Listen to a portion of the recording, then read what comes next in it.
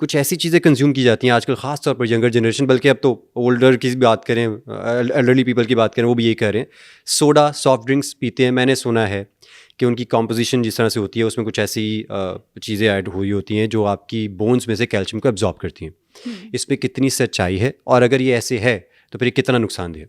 अच्छा, soda no doubt सेहत के लिए कोई बहुत अच्छी चीज़ नहीं है। इसका इस्तेमाल जितना हो सके हमें कम से कम करना चाहिए, चाहे वो डाइट सोडा है, चाहे वो रेगुलर सोडा है। रेगुलर सोडा की अगर हम बात करें तो उसके अंदर शुगर की मिकदार इतनी ज़्यादा आ जाती है कि वो हमारी सेहत के लिए ज़्यादा बुरा हो जाता है। एक अरसे तक मैं भी यही समझती रही कि आप रेगुलर सोडा इस्तेमाल करें, डाइट सोडा में तो जी एस्पर्टेम है तो वो सेहत के लिए बुरा है। मैंने फिर इस पे यूट्यूब पे वीडियो भी बनाई कि मुझे गलत लगता था। डाइट सोडा एक्चुअली बेहतर है रेगुलर सोडा से, बिकॉज डाइट जो सोडा है उसमें शुगर नहीं है। जब आप 11 टीस्पून 9 to 11 टीस्पून शुगर एक ग्लास में डालकर पिएंगे तो वो सेहत के लिए एक बहुत बड़ा डिजास्टर होता है। वो है रेगुलर सोडा।